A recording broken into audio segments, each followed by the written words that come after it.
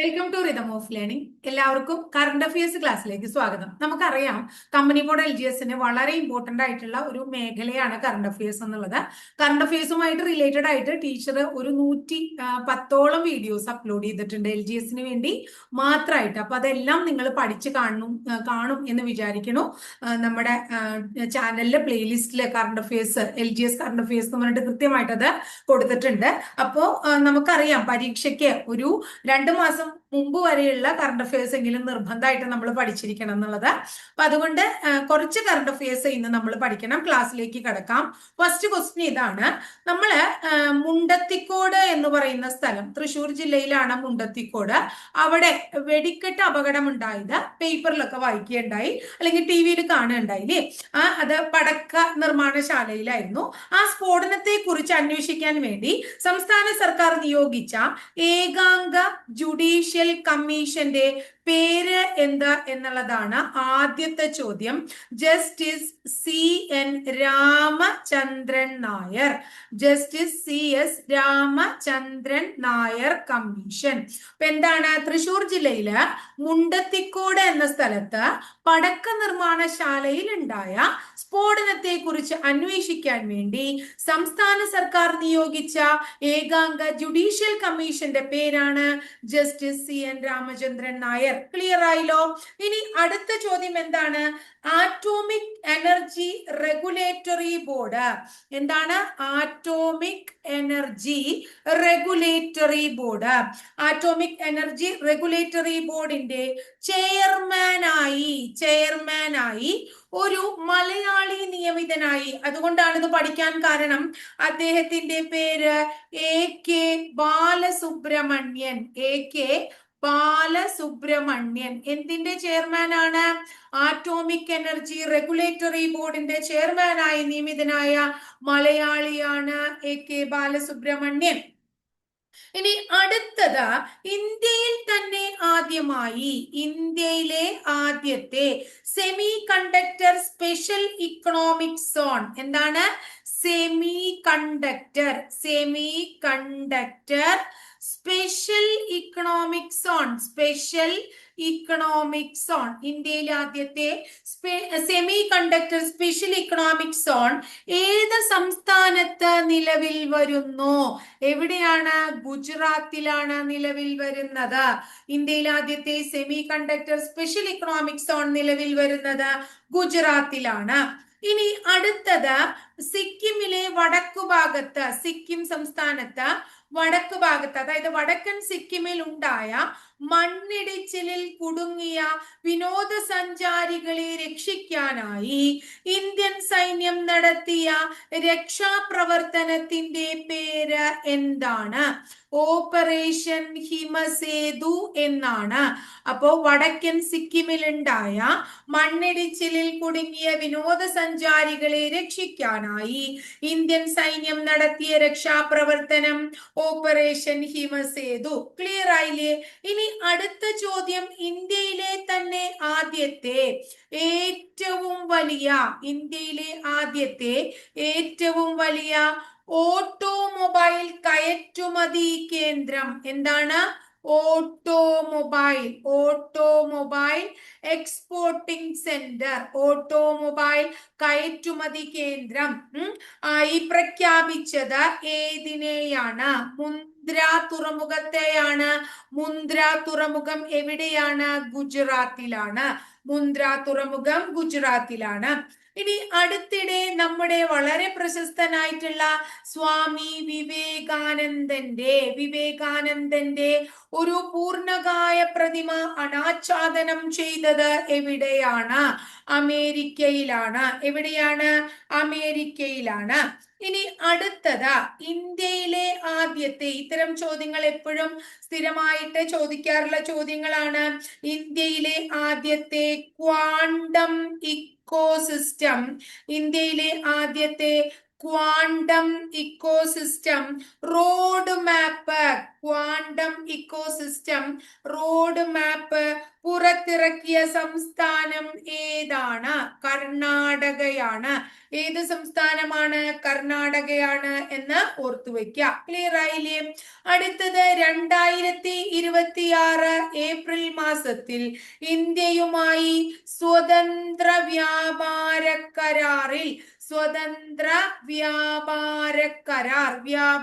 കരാറിൽ ഒപ്പുവെച്ചത് ആരാണ്? ന്യൂസിലൻഡ് ആണ്. ന്യൂസിലൻഡ് 2026 ഏപ്രിലിൽ ഇന്ത്യയുമായി സ്വതന്ത്ര വ്യാപാര കരാർ, ഇന്ത്യയുമായിട്ട് എന്ത് നടത്തി? സ്വതന്ത്ര വ്യാപാര കരാർ നടത്തിയത് ഏത് രാജ്യമാണ് എന്ന് ചോദിച്ചു കഴിഞ്ഞാൽ ഉത്തരം ആരുടെ പേരാ പറയേണ്ടത്? ന്യൂസിലൻഡിന്റെ പേര് പറയണം. ക്ലിയർ ആയില്ലേ മക്കളെ? അടുത്ത ചോദ്യം എന്താണ്? ഹെലികോപ്റ്ററിൽ നിന്ന് വിക്ഷേപിക്കാൻ സാധിക്കുന്ന, എവിടെ നിന്ന്? ഹെലികോപ്റ്ററിൽ നിന്ന് വിക്ഷേപിക്കാൻ സാധിക്കുന്ന ഇന്ത്യയിലെ ആദ്യത്തെ ഡ്രോൺ സംവിധാനത്തിന്റെ പേര് എന്താണ്? എന്താണ് അതിന്റെ പേര്? വായുബോൺ എന്നാണ്. എന്താ അതിന്റെ പേര്? വായുബോൺ എന്നാണ്. ക്ലിയർ ആയില്ലേ? അടുത്തത് ഏത് ബഹിരാകാശ ദൗത്യവുമായി ബന്ധപ്പെട്ടാണ്?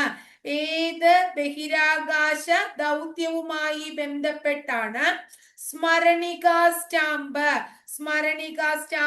ഇന്ത്യൻ തപാൽ വകുപ്പ് പുറത്തിറക്കിയത്? ഏത് ദൗത്യമാണ്? Axiom mission.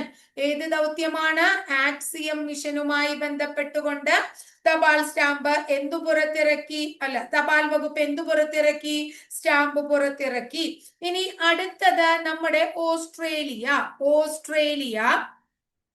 ഈ ഓസ്ട്രേലിയയുടെ 125 വർഷത്തെ സൈനിക ചരിത്രത്തിൽ ആദ്യമായിട്ട് കരസേനാ മേധാവി ആരാണ്? കരസേനാ മേധാവിയായി നിയമിക്കപ്പെട്ടത് ഒരു വനിതയാണ്. അവരുടെ പേര് സൂസൻ കോയൽ എന്നാണ്. എന്താണ് പേര്? സൂസൻ കോയൽ. പേരെന്താണ്? സൂസൻ കോയൽ. അടുത്തത് നോക്കൂ, മിസ് ഇന്ത്യ 2026 ആരാണ്? എവിടത്തുകാരിയാണ് എന്ന് ചോദിക്കാം. ഗോവക്കാരിയാണ്. അവരുടെ പേര് സ്വാതി സതീഷ് സെയിൽ എന്നാണ്. ഗോവക്കാരിയായ സ്വാതി സതീഷ് സെയിൽ മിസ് ഇന്ത്യയായി തെരഞ്ഞെടുക്കപ്പെട്ടു. അടുത്തത് 2026 പത്മപ്രഭ പുരസ്കാരം ആർക്ക് ലഭിച്ചു? ആർ രാജശ്രീക്ക് ലഭിച്ചു. ആർക്കാണ്? ആർ രാജശ്രീയാണ്. 75,000 രൂപയും പത്മരാഗക്കല്ല് പതിച്ച ഫലകവും പ്രശസ്തി പത്രവും അടങ്ങുന്നതാണ് പത്മപ്രഭ പുരസ്കാരം എന്ന് ഓർത്തുവെക്കാം. ഇവരുടെ വളരെ പ്രശസ്തമായിട്ടുള്ള നോവലാണ് ആഗ്നേയം എന്നോർക്കണം. എന്താ നോവലിന്റെ പേര്? ആഗ്നേയം. ഇനി കേരള സാഹിത്യ അക്കാദമി പുരസ്കാരം നേടിയ കല്യായണി എന്നും ദാക്ഷായണി എന്നും പേരുള്ള 2 സ്ത്രീകളുടെ കഥ ഒരു പുസ്തകമാണ്. നോവല് കല്യാണി എന്നും ദാക്ഷായണി എന്നും പേരായ 2 സ്ത്രീകളുടെ കഥ. ഇത് ആരുടെ തന്നെയാണ്? നമ്മുടെ ആർ രാജശ്രീയുടെ തന്നെയാണ് എന്ന് ഓർക്കണം. ഇനി അടുത്തത് ഫിഡെ. അടുത്ത ചോദ്യം ഫിഡെ വനിത ചെസ് കാൻഡിഡേറ്റ് ടൂർണമെന്റ്. ഫിഡെ വനിത ചെസ് ടൂർണമെന്റ്. ഇതിന്റെ പ്രത്യേകത എന്താ അറിയോ? ഈ ഫിഡെ വനിത ചെസ് കാൻഡിഡേറ്റ് കിരീടം നേടുന്ന ആദ്യ ഇന്ത്യൻ വനിത ആരാണ്? വൈശാലി. അവരുടെ പേര് ആർ വൈശാലി എന്നാണ്. എന്താണ്? ആർ വൈശാലിയാണ്. വളരെ ഇമ്പോർട്ടന്റ് ആയിട്ടുള്ള ഒരു ചോദ്യമാണ് കേട്ടോ അത്. ഇനി ഇന്ത്യയിൽ ആദ്യമായി LPG-ATMന്റെ നിർമ്മാണ പ്രവർത്തനങ്ങൾക്ക് തുടക്കം കുറിച്ചത് എവിടെയാണ്? ഹരിയാനയിലെ ഗുരുഗ്രാമിലാണ്. ഇനി ലോകത്തെ ആദ്യത്തെ എയർ ടാക്സി ടാക്സി സ്റ്റേഷൻ, ലോകത്തെ ആദ്യത്തെ എയർ ടാക്സി സ്റ്റേഷൻ എവിടെയാണ് പ്രവർത്തന സജ്ജമായത്? ദുബായിലാണ്. എവിടെയാണ്? ദുബായിലാണ്. ഇനി അടുത്തത് ഏഷ്യയിലെ ഏറ്റവും നീളം കൂടിയ വൈൽഡ് ലൈഫ് കോറിഡോർ, ഏഷ്യയിലെ ഏറ്റവും നീളം കൂടിയ വൈൽഡ് ലൈഫ് കോറിഡോർ എവിടെയാണ്? ഡൽഹി ടു ഡെറാഡൂൺ ആണ്. അത് ഓർത്തു വെക്കുക. നമ്മുടെ പ്രധാനമന്ത്രി നരേന്ദ്രമോദി ഉദ്ഘാടനം ചെയ്തു ഏഷ്യയിൽ ഏറ്റവും നീളമേറിയ എലിവേറ്റഡ് വൈൽഡ് ലൈഫ് കോറിഡോർ. ഏതാണ്? ഡൽഹി ഡെറാഡൂൺ സാമ്പത്തിക ഇടനാഴി നമ്മുടെ പ്രധാനമന്ത്രി നരേന്ദ്രമോദി ഉദ്ഘാടനം ചെയ്തു. വന്യജീവികൾക്ക് സുരക്ഷിതമായി കടന്നു പോകുന്നതിനായി ഉത്തരാഖണ്ഡിലെ രാജാജി നാഷണൽ പാർക്കിലാണ്. ഉത്തരാഖണ്ഡ് ചോദിക്കാം. രാജാജി നാഷണൽ പാർക്ക് എവിടെ? രാജാജി നാഷണൽ പാർക്കിലാണ് 12 കിലോമീറ്റർ നീളമുള്ള എലിവേറ്റഡ് കോറിഡോർ നിർമ്മിച്ചിരിക്കുന്നത്. ഈ 213 കിലോമീറ്റർ 6 വരി പാതയാണ് ഈ കോറിഡോർ. അത് ഈ 6 വരി പാത ഡൽഹി, ഉത്തർപ്രദേശ്, ഉത്തരാഖണ്ഡ് എന്നീ സംസ്ഥാനങ്ങളിലൂടെ കടന്നു പോകുന്നുണ്ട് എന്നുള്ളത് ഓർത്തു വെക്കണം. ക്ലിയർ ആയില്ലേ? ഇനി അടുത്ത ചോദ്യം, ഏത് സംസ്ഥാനത്താണ്, ഇന്ത്യയിൽ ഒരു സംസ്ഥാനത്ത് മുഖ്യമന്ത്രി, അതുപോലെ തന്നെ മന്ത്രിമാര്, ചീഫ് മിനിസ്റ്റർ, മന്ത്രിമാര്, MLA-മാര്, ഇവരുടെ അതുപോലെ ഉന്നത ഉദ്യോഗസ്ഥര് എന്നിവരുടെ ഒക്കെ ശമ്പളം താൽക്കാലികമായി വെട്ടിക്കുറച്ചു. എവിടെയാണ് ഇത് സംഭവിച്ചത്? ഹിമാചൽ പ്രദേശിലാണ് ഇങ്ങനെ ഒരു നല്ല കാര്യം ചെയ്തത്. കടുത്ത സാമ്പത്തിക പ്രതിസന്ധി നേടുന്ന സാഹചര്യത്തിലാണ് താൽക്കാലികമായി ഇങ്ങനെ ശമ്പളം വെട്ടിക്കുറച്ചത്. ഇനി അടുത്തത് ഇസ്രായേലിൽ. എവിടെയാണ്? ഇസ്രായേൽ ആണവ കേന്ദ്രത്തിൽ ഇറാൻ ഒരു ആണവ ആക്രമണം നടത്തി. അവിടെ പ്രധാനപ്പെട്ട ഒരു പ്രദേശം ആക്രമിക്കപ്പെട്ടു. ആ പ്രദേശം അറിയപ്പെടുന്നത് ലിറ്റിൽ ഇന്ത്യ എന്നാണ്. ഏതാണ് ആ പ്രദേശം? ലിറ്റിൽ ഇന്ത്യ എന്നറിയപ്പെടുന്നത് ഡിമോണയാണ്. അപ്പൊ ഇസ്രായേലിലെ ആണവ കേന്ദ്രങ്ങളിൽ ഇറാൻ നടത്തിയ ആക്രമണത്തിൽ ലിറ്റിൽ ഇന്ത്യ എന്നറിയപ്പെടുന്ന പ്രദേശവും ആക്രമിക്കപ്പെട്ടു. ഏതാണ് ലിറ്റിൽ ഇന്ത്യ? ഡിമോണയാണ് ലിറ്റിൽ ഇന്ത്യ. ക്ലിയർ ആയില്ലേ? ഇനി കഴിഞ്ഞ നിയമസഭാ തെരഞ്ഞെടുപ്പ് തെരഞ്ഞെടുപ്പില് യുവാക്കളെ പോളിംഗ് ബൂത്തുകളിൽ എത്തിക്കാൻ നടത്തിയ ബോധവൽക്കരണ പരിപാടിയുടെ പേര് എന്താണ്? എന്റെ വോട്ട് എന്റെ ശക്തി എന്നുള്ളതാണ്. യുവാക്കളെ പോളിംഗ് ബൂത്തിൽ എത്തിക്കാൻ കഴിഞ്ഞ നിയമസഭാ തിരഞ്ഞെടുപ്പിൽ നടത്തിയ ബോധവൽക്കരണ പരിപാടി. അടുത്തത് നോക്കൂ, ലിയോ 14 മാർപ്പാപ്പ മാർച്ച് 28-ന് ആദ്യമായി ഒരു യൂറോപ്യൻ രാജ്യം സന്ദർശിക്കുന്നു. വളരെ ഇമ്പോർട്ടന്റ് ആണ്. ഏതാണത്? മൊണാക്കോ എന്ന യൂറോപ്യൻ രാജ്യമാണ് അദ്ദേഹം സന്ദർശിച്ചത്.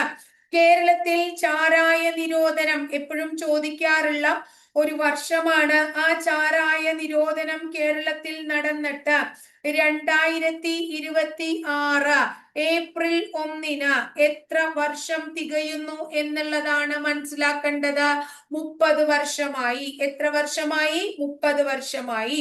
ഇനി ഓസ്കറിന് നാമനിർദ്ദേശം ചെയ്യപ്പെട്ട ഒരു പാലസ്തീനിയൻ അറബിക് ചലച്ചിത്രം ഏതാണ്? പാലസ്തീനിയൻ അറബിക് ചലച്ചിത്രത്തിന് ഇന്ത്യയിൽ പ്രദർശന അനുമതി നിഷേധിച്ചു. ഏതാണ് ആ ചിത്രം? ഏതാണ്? The voice of. എന്താണ്? The voice of Hind. Hind Rajab എന്നാണ് ആ ചിത്രം. The voice of Hind Rajab എന്നാണ് ആ ചിത്രത്തിന്റെ പേര്. ഇനി അടുത്തത്, 4 വർഷത്തെ ഇടവേളയ്ക്ക് ശേഷം വളരെ പ്രസിദ്ധമായിട്ടുള്ള സൗത്ത് കൊറിയയിലെ ഒരു പോപ്പ് ബാൻഡ് സംഗീത ലോകത്തേക്ക് തിരിച്ചു വന്നു. ഏതാണ് ആ ബാൻഡിന്റെ പേര് ഏതാണ്? അവരുടെ പേര് ഇതാണ്, ബാങ്ക്ടൺ ബോയ്സ് അഥവാ BTS എന്ന് പറയാം. അപ്പൊ നിങ്ങൾ വിചാരിക്കും അവർ തല്ലുകൂടി നിർത്തിപ്പോയതാണ്. അതൊന്നല്ല. കാരണം എന്താണ്? രാജ്യത്തെ നിർബന്ധിത സൈനിക സേവനം പൂർത്തിയാക്കുന്നതിന് വേണ്ടി 2022 ജൂണിൽ അംഗങ്ങൾ തൽക്കാലത്തേക്ക് പിരിയാണുണ്ടായത് എന്ന് മനസ്സിലാക്കുക. അടുത്ത ചോദ്യം, കേന്ദ്ര സർക്കാർ അടുത്തിടെ നിയമ ഭേദഗതിക്ക് തുനിഞ്ഞ അവസാന നിമിഷം പിന്മാറിയ ബില്ലാണ്